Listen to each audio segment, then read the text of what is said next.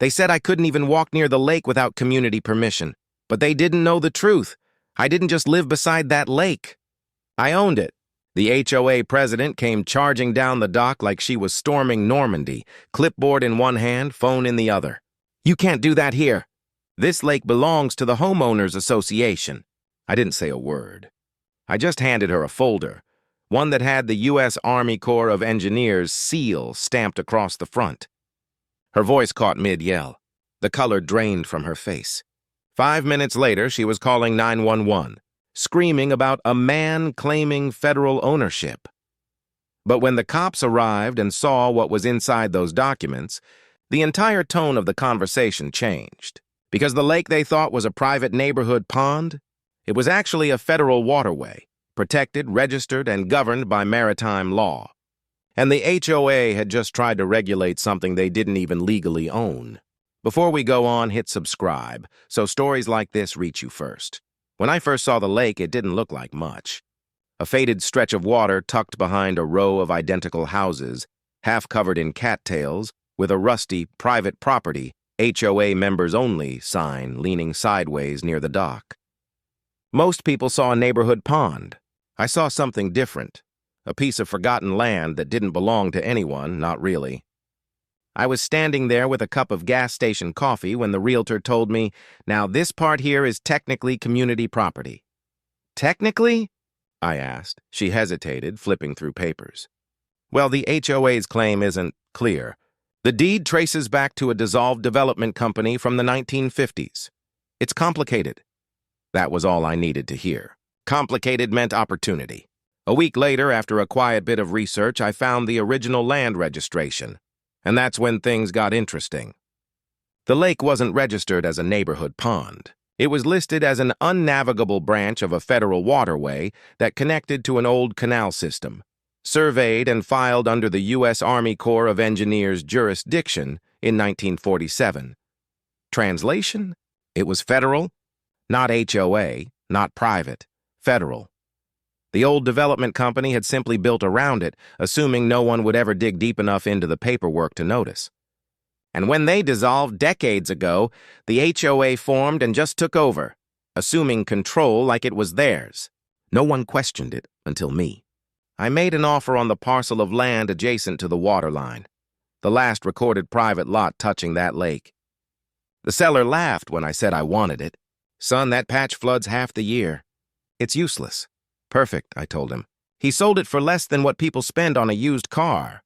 It took me 3 months of paperwork, permits, and a few late nights reading federal navigation codes. But I did it. I became the legal owner of the only private land with legal access to a federally protected waterway.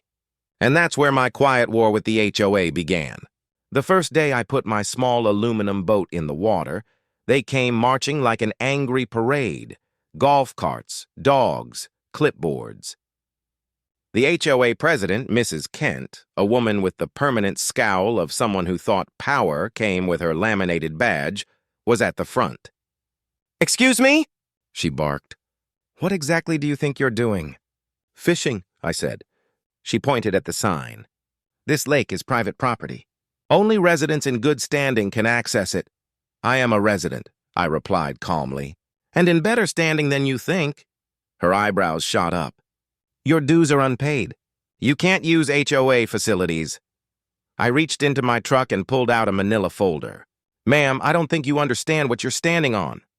I laid out the Federal Waterway map. The lake, the canal, the survey lines, all stamped and signed. She frowned, her expression flickering between confusion and indignation. "What is this supposed to prove?" "That you're trespassing," I said flatly. "This water isn't owned by the HOA. It's regulated under Title 33 of the U.S. Code, Federal Navigation and Waterways." She blinked. "You're joking," I smiled.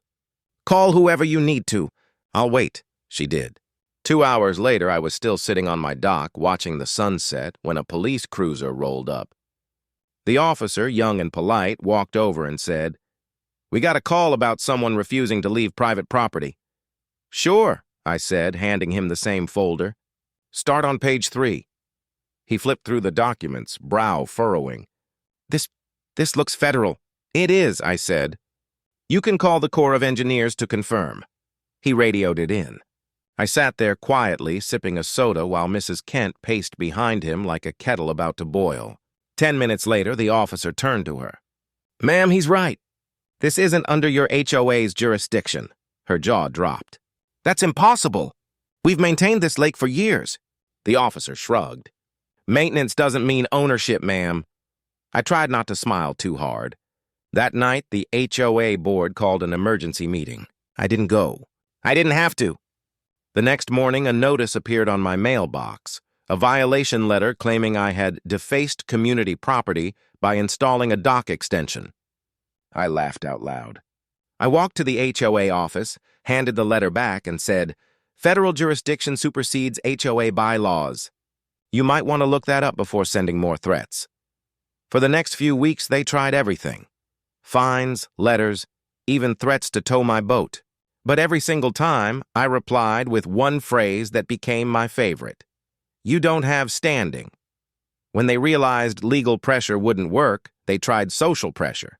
Neighbors who used to wave stopped talking. HOA volunteers followed me with cameras whenever I walked near the water. Someone even spray-painted "rule breaker" on my fence one night.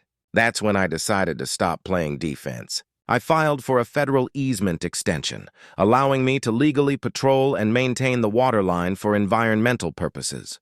Once approved, I installed a simple gate along the dock entrance, with a shiny brass plaque that read, "U.S. Federal Waterway Access Point, authorized entry only." The next morning, I found Mrs. Kent standing in front of it, furious, clutching her phone. "You can't just put up a federal sign," she yelled. "I didn't," I said. "The Department of the Interior did." That was technically true. I'd submitted the paperwork under their Conservation Partnership Program. She stomped her foot. "You can't block residents from their own lake." I looked her straight in the eye. "Ma'am, this lake doesn't belong to you. You built your rules around something you never owned. The law just caught up." Her face turned red. "I'm calling the police again." "Please do," I said. "They already have a copy of my authorization." She did call. Again. And again they came. And again they left, after apologizing. Word spread quickly through the neighborhood. People who used to whisper now walked up to me asking questions. "Is it true? The HOA doesn't own the lake?" I'd show them the maps. "The signatures. The federal code references." Every time, the reaction was the same, disbelief turning into quiet admiration. Then one morning, something happened that changed everything. A government SUV pulled into my driveway. 2 men in plain clothes stepped out, badges flashing. "Mr. Harlan?" one of them asked. "That's me. We're with the U.S. Army Corps of Engineers. We just wanted to thank you." "For what?" I asked, confused. "For notifying us. This lake was misclassified for decades. You just helped us correct an entire registry."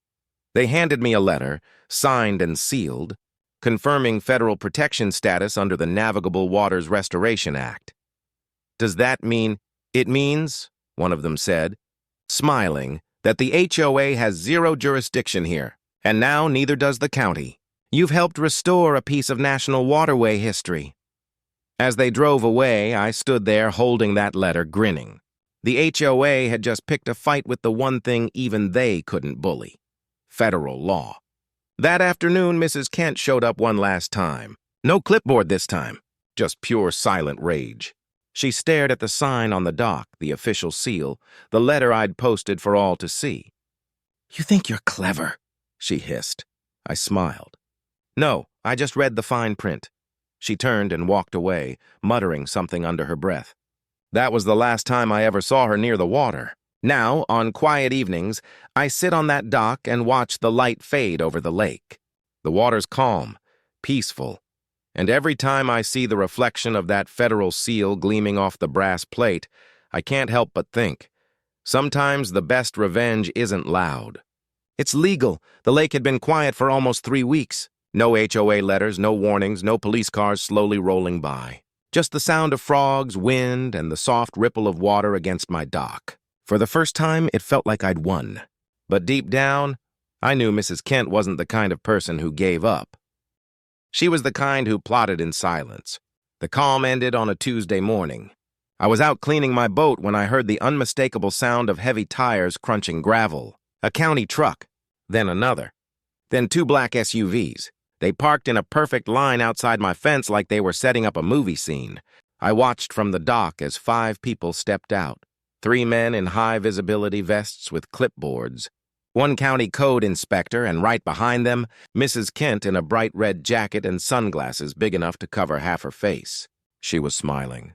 The lead inspector walked up and said, "Sir, we received reports of unauthorized construction over a public waterway." "Unauthorized?" I asked, pretending to be confused. "Dock extensions, signage, and potential water contamination from non-permitted maintenance activities." I almost laughed. "Let me guess who filed that report." Mrs. Kent folded her arms. "You're welcome," she said smugly. "You might have fooled the police, but you won't fool the county. You can't just do whatever you want here." I took a deep breath, walked back to my truck, and grabbed the same manila folder I'd been using like a shield for months. I handed it to the inspector. "Start from page 3, I said. "The Army Corps of Engineers confirmed federal jurisdiction. Everything beyond this line," I pointed to the old oak post near the water, "is outside your county's control." The inspector frowned, flipping through the pages. "Sir, this looks legitimate, but we'll still need to verify." "Of course," I said, smiling. "I've already got the Corps' regional office number on speed dial if you'd like to call." Mrs. Kent's smile vanished. The inspector hesitated, then made the call. I stood there quietly while the wind rustled the cattails. It took less than 5 minutes. The inspector hung up, turned to his team, and said, "We're done here." Mrs. Kent's mouth fell open. "What? No! You can't just leave!" "He's violating—" "Ma'am," the inspector interrupted firmly. "This site falls under federal oversight. The Corps confirmed it. The county has no authority to regulate structures or activity within this boundary." She stammered. "But he put up a gate on his property," he said. "And he did it legally." For a moment, I thought she might actually scream. But she just stood there trembling, her hands shaking as the inspectors packed up their clipboards and drove away. I thought that would be the end of it, but I underestimated how far she was willing to go. 2 days later, I came home to find a letter taped to my door. It wasn't from the HOA this time. It was from the State Department of Environmental Protection. Apparently, they'd received multiple reports claiming I'd contaminated the lake by introducing non-native aquatic species. I laughed so hard I almost dropped the letter. Non-native species? I'd planted 2 water lilies and tossed in some fish food. That was their new angle? But they'd made one mistake, sending it to me. Because while most people panic at a government letter, I do my homework. I spent 2 nights reading environmental protection codes, memorizing every exemption clause. And when the inspector showed up, I was ready. He stepped out of his truck, clipboard in hand, and said, "Sir, I'm here to inspect potential environmental violations related to the lake." "No problem," I said. "I assume you're familiar with Section 404 of the Clean Water Act?" He blinked, caught off guard. Yes." "Good," I said, handing him another document. "Because this waterway is federally protected under Title 33, meaning any activity here, including inspections, requires coordination with the U.S. Army Corps of Engineers and the Department of the Interior. You have that coordination letter, right?" He froze. Mrs. Kent was standing at the edge of the street again, recording with her phone. I could almost see the victory in her eyes until the inspector's face changed. He looked at me, then back at her, and said, "Ma'am, did you file this complaint?" "I did," she said proudly. "You'll see what he's been hiding." The inspector sighed. "Ma'am, you're wasting our department's resources. This area isn't under state jurisdiction." "What?" He gestured toward the dock. "That water's managed federally.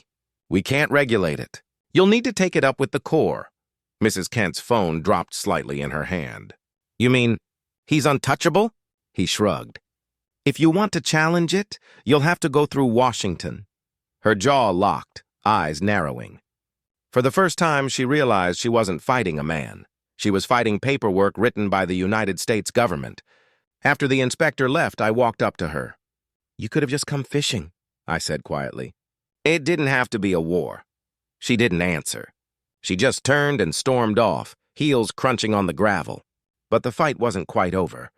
A few days later, HOA members started spreading rumors that I was building a marina, that I was planning to commercialize the lake, that I'd somehow scammed the government. It was pathetic, but it spread fast. So I decided to show them the truth. That weekend, I invited everyone in the neighborhood, even the ones who'd stopped speaking to me, to a Federal Waterway open day. I set up a few chairs by the dock, printed copies of the Federal Registry, and even brought a couple of veterans from my old engineering unit who knew how to talk to civilians without sounding like bureaucrats. When the residents arrived, I didn't give a speech. I just told the story. How the lake had been misclassified. How the government had forgotten it existed, and how by correcting it, we'd all actually gained something rare, protected natural land that no HOA could touch. People started to understand. They asked questions. They nodded. Some even apologized. By sunset, most of the neighborhood had turned. Mrs. Kent stood in the back, arms crossed, silent as everyone thanked me for saving the lake. I looked at her once, and I swear for the first time I saw it. Not just anger, but fear. Fear of losing control. Fear that her little kingdom had fallen. That night, someone slashed my boat tires. I didn't need to guess who. I didn't even bother reporting it. I just replaced them the next morning, set up a small solar camera, and smiled at the reflection of that federal seal glinting in the water. Because at that point, it wasn't just about owning a piece of land anymore. It was about standing up to a system that thought it could bully anyone who didn't play along. Before we go on, hit subscribe, so stories like this reach you first. It happened on a Sunday morning, the kind of morning that feels too quiet before something breaks. I was on the dock, tightening a cleat, when a black SUV rolled up with tinted windows and government plates. Mrs. Kent was right behind it, phone already filming, grinning like she'd finally won. Out stepped a tall man in a navy blazer, badge clipped to his belt. He wasn't local law enforcement. His jacket said U.S. Army Corps of Engineers, Enforcement Division. Mrs. Kent shouted before he could even speak. "That's him! That's the man illegally occupying federal water. I've sent hundreds of complaints. You need to remove him now!" The agent glanced at her, then turned to me. "You're Mr. Walker?" I nodded, calm. "Yes, sir. Do you have documentation of ownership and federal coordination?" I handed him the same worn folder, the one that had ended every battle so far. He opened it, scanned the pages carefully, and paused at the last one. His expression softened. He looked at me differently now. Mrs. Kent stepped forward. "Well, arrest him!" The agent slowly turned toward her. "Ma'am, I don't think you understand who you're talking about." She blinked. "Excuse me?" He held up the final page. "Mr. Walker isn't just the owner of this property. He's a retired federal engineer. He worked for us, for the U.S. Army Corps, for 27 years. He literally wrote half the waterway compliance manual you've been trying to quote." The color drained from her face. That's impossible." The agent shook his head. "Not impossible. In fact, this waterway reclassification you've been fighting, it exists because he found the error in our archives and legally refiled it. You're standing on land the federal government corrected, thanks to him." She stammered. "But he blocked us out." He crossed his arms. "Because you were trespassing on federally protected territory. Ma'am, you've wasted government resources, filed false claims, and interfered with lawful maintenance. I could cite you right now." Her mouth opened, but no sound came out. The agent turned to me, extended his hand, and said, "On behalf of the Corps, thank you for protecting what's left of our natural waterways." I shook his hand firmly, feeling the weight of every battle leading to this moment. Mrs. Kent lowered her phone slowly. "So, you mean the HOA? Has no say at all?" He smiled faintly. "Not here, ma'am. Not on federal water." For the first time since this began, the lake was quiet again, not from fear but from respect. The agent left, and Mrs. Kent walked away without another word, her empire of signatures and fines crumbling in the dust behind her. The sun glinted off the lake, calm and untouched, a mirror reflecting the simple truth. Sometimes, the system bows to the man who knows its own rules better than it does. When the sun finally set that evening, The lake looked exactly how it did the day I first saw it, still, quiet, and untamed. But everything had changed. It was no longer a battleground. It was a reminder. I sat at the end of the dock, bare feet in the cool water, watching the ripples fade under the orange sky. Across the shore, the HOA signs were gone. No members only, no restricted access. Just nature, free, alive, and finally left alone. My phone buzzed once. A message from the Army Corps contact. Case closed. "Well done, sir," I smiled. Not because I'd won, but because I hadn't let them take something that never belonged to them in the first place. Mrs. Kent's house went up for sale a month later. The neighborhood stopped whispering. And when kids came down to fish again, I didn't stop them. I just told them, respect the water. It's older than any rule book. The lake doesn't need fences. It just needs someone willing to protect it, not with power, but with knowledge. And that day, as the sun disappeared behind the trees, the only sound left was the quiet lap of freedom against the shore.